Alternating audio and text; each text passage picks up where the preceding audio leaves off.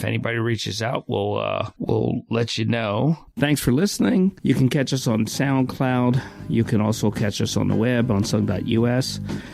Stay safe, stay sane, stay smart. We'll see you again next week.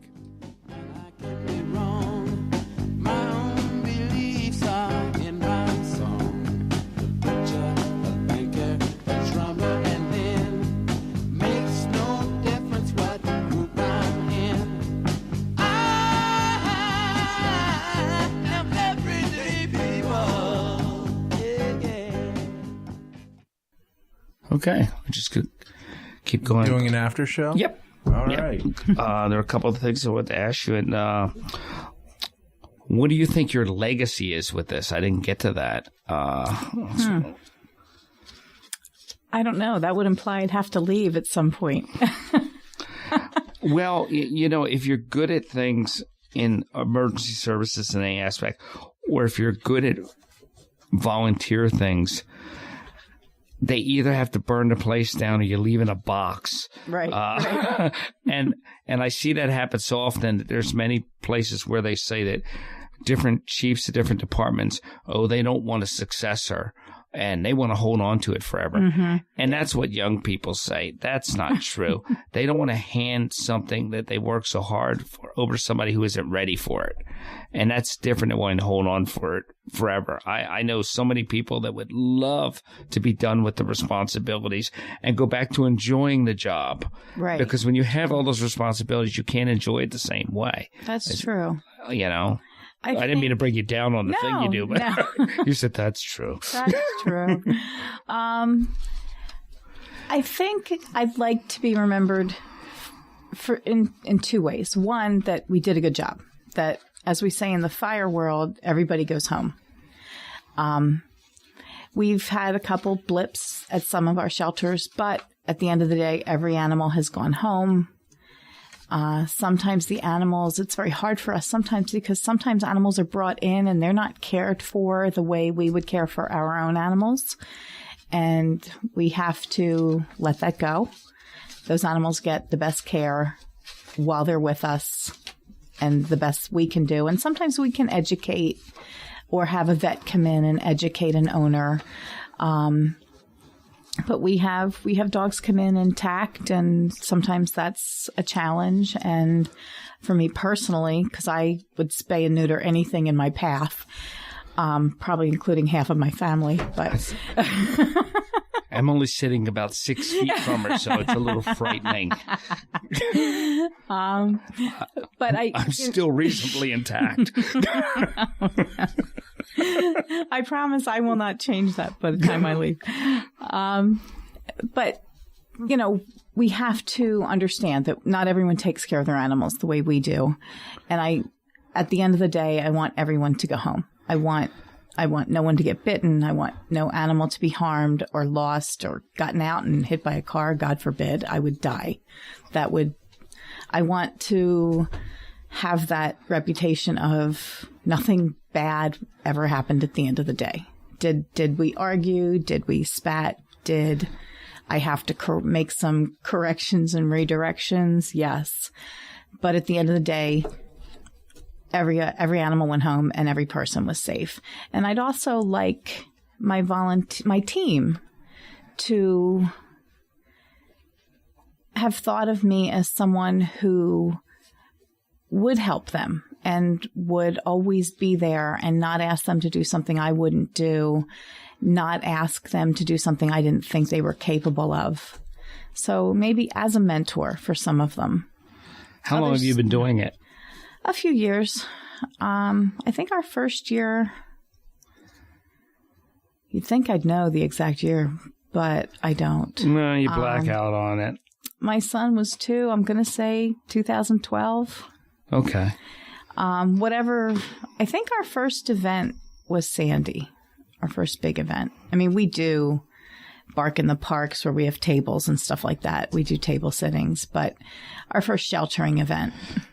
Do you do anything with lost animals, or is that that's a slippery slope? I know. It is a slippery slope.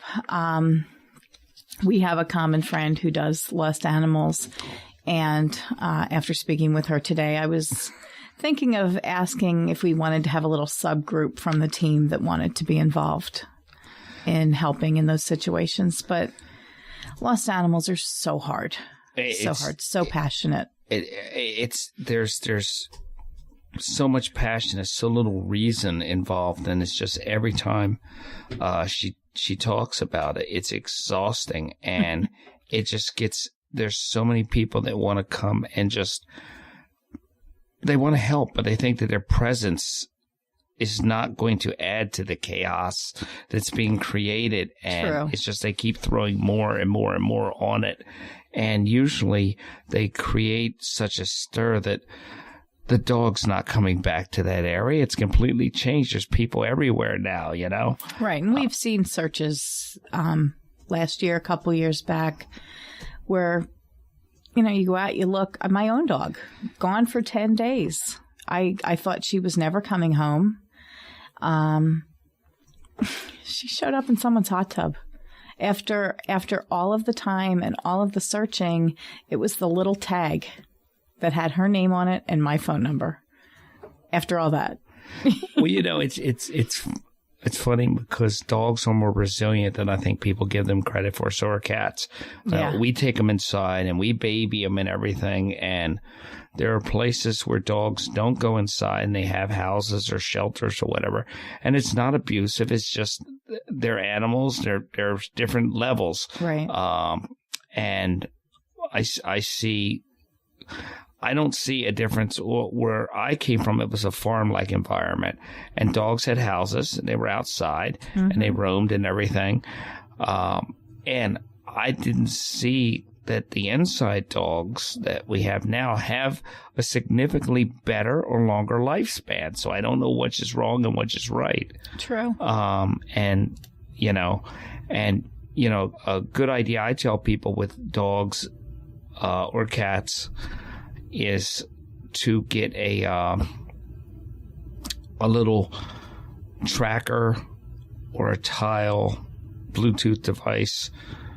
They're anywhere from $22 to $29, and they've gotten small, size of a quarter, and the battery lasts a year. Mm-hmm. You hang it on the collar, and once it goes lost, you can activate it, and it'll let you know when it's near a device.